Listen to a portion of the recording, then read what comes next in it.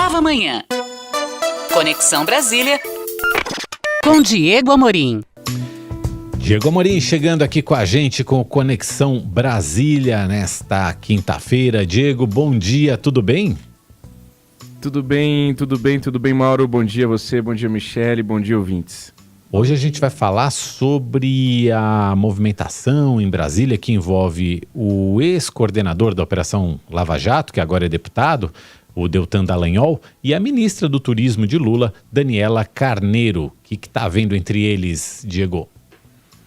Pois é, Mauro, ontem eu almocei aqui em Brasília com um presidente de um partido de centro e ele me comentava algo interessante, coisas que a gente ouve no bastidor e que é importante às vezes a gente trazer para o nosso ouvinte ali. Ele disse, a oposição imaginava no início do governo, ali na primeira quinzena de janeiro, que conseguiria fazer o presidente Lula entender o tamanho da crise que envolvia a ministra do Turismo e eles acreditavam na troca da ministra do Turismo. Mas aí veio o 8 de janeiro, tudo aquilo que a gente assistiu aqui em Brasília, aquelas cenas criminosas que ontem completaram um mês de acontecimento, e a ministra continuou no cargo. Nós estamos falando da Daniela Carneiro, que é até interessante, ela mudou o seu nome político quando ela entrou para o governo Lula. Ela era Daniela do Vaguinho, esposa do prefeito de Belford Roxo, no Rio de Janeiro. Esse nome político que traz um machismo enorme, né? A Daniela do Vaguinho, é a Daniela do marido dela. Mas ela sempre foi conhecida assim, sempre foi chamada assim no parlamento, na Câmara dos Deputados, mas quando foi para o governo Lula, acho que não pegaria bem ser chamada de Daniela do Vaguinho, e aí ela passou a se chamar então Daniela Carneiro, usando um de seus sobrenomes. Logo na virada do ano, no início do governo, surgiu a primeira polêmica envolvendo a ministra do Turismo. Ela é ligada a milícias na região de Belford Roxo, lá onde o marido dela é prefeito no Rio de Janeiro. E é ligada mesmo, ela recebeu o apoio público de milicianos. E a ministra, em sua defesa, alegou o seguinte, que apoio político não quer dizer que ela compactue com aquela história toda. É exatamente o seguinte, ela disse na época, abro aspas, apoio político não significa que a ministra compactue com qualquer apoiador que porventura tenha cometido algum ato ilícito. Recebi muitos apoios, mas não respondo por outras pessoas. Cabe à polícia e à justiça investigar e julgar casos que são da polícia e da justiça. Na época, um fotógrafo, vou dar o crédito para ele, o Wilton Júnior, do jornal Estado de São Paulo, flagrou a deputada trocando mensagens no plenário da Câmara e ela disse o seguinte, ela escrevia o seguinte nessas mensagens, os inimigos querem me queimar, mas não irão conseguir. Não sou dramática, isso não prosperará, os trabalhos irão abafar a notícia ruim. E eu comentava ontem com esse presidente de partido como, de fato, a vida que a gente leva hoje, com a quantidade de informações, Mauro, Michele, isso favorece um pouco com que os grandes escândalos ou crises, que poderiam ser grandes crises, acabem virando fagulhas no meio do noticiário.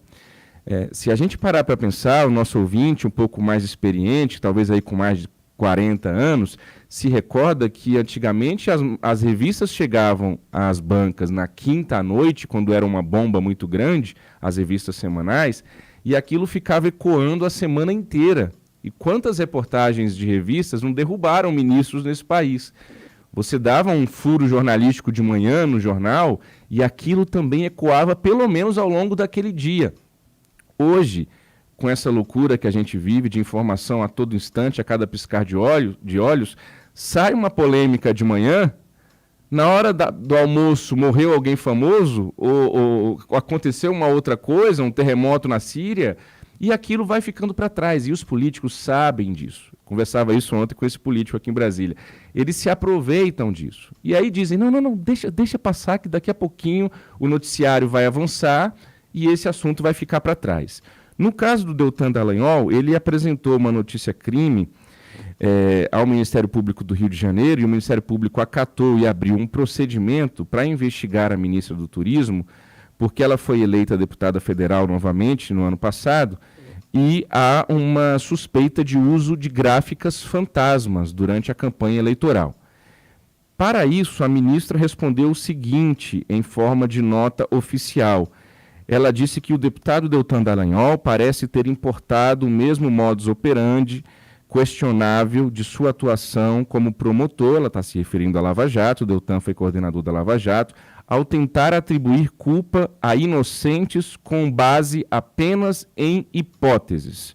Ora, se nós temos algumas hipóteses, seja o Deltan Dallagnol ou qualquer outra pessoa, e os deputados do PT também fazem isso com uma certa frequência, apresentam notícia-crime para o Ministério Público investigar aquelas hipóteses. Mas aí já vira aqui uma discussão política pelo fato do Deltan ter sido coordenador da Lava Jato e ela ser uma ministra do presidente Lula. Então ela ataca o Deltan ao se defender da questão dessas gráficas fantasmas que o Ministério Público vai ter que apurar. Seja o Deltan, seja o José, seja o Mané, seja quem for que pediu essa investigação. Se o Ministério Público acolheu e abriu o procedimento, que se investigue. Para a gente avançar no meu comentário, Mauro Michel, eu trago outro exemplo de um outro ministro do governo Lula, que é o Juscelino Filho, ministro das Comunicações. A gente já noticiou aqui também no Nova Manhã.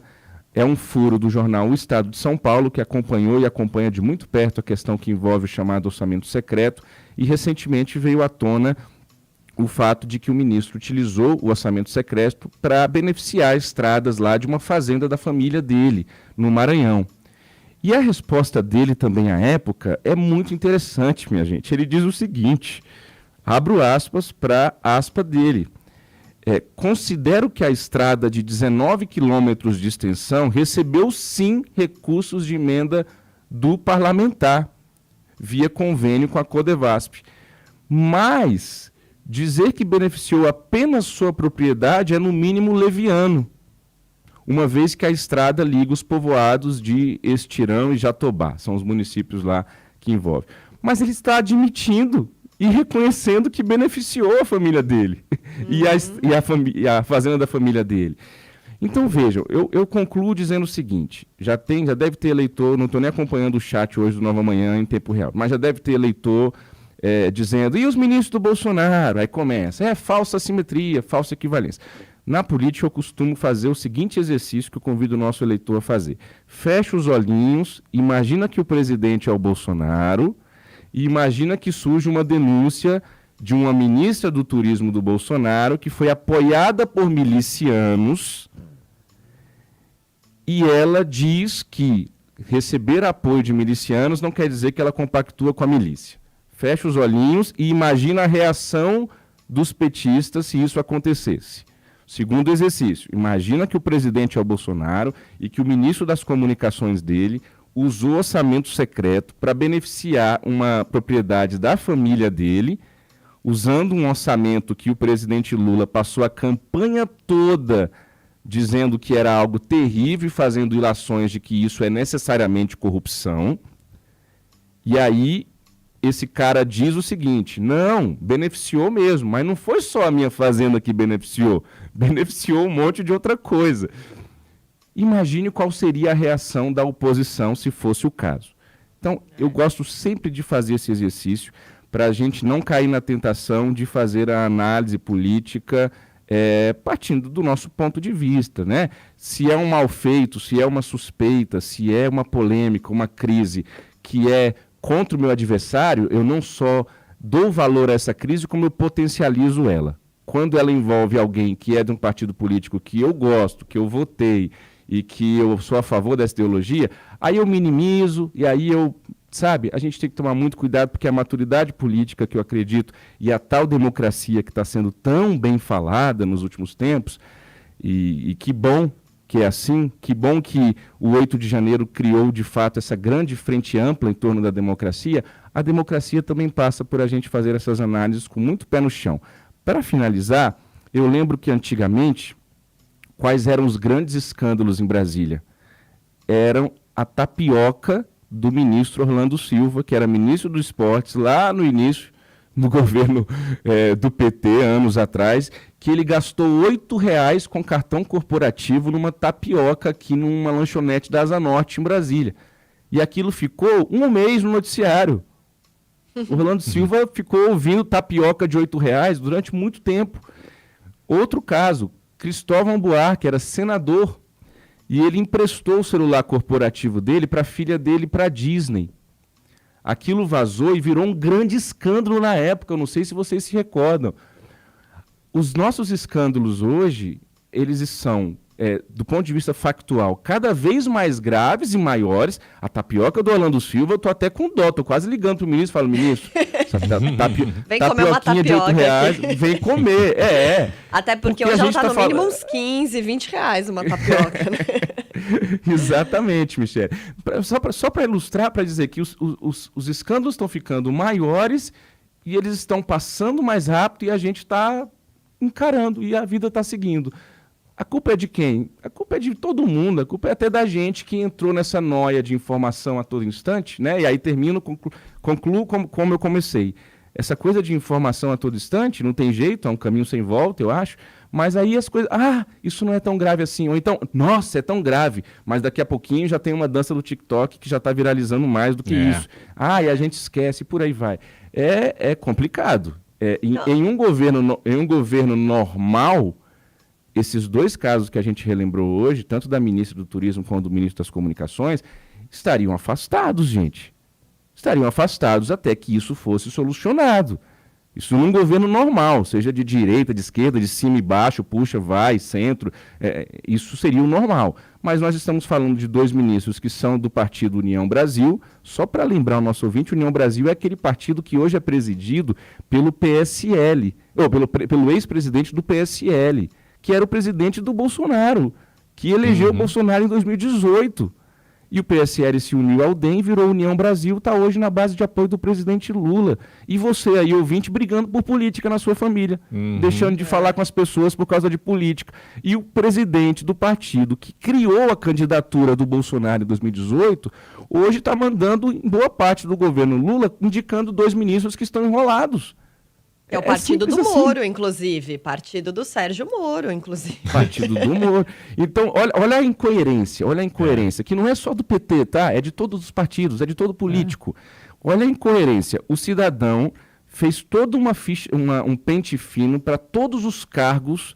A gente viu aí noticiar nessa virada de ano, delegados da Polícia Federal que foram indicados, depois desindicados da PRF, porque acharam um post do cara falando da Lava Jato.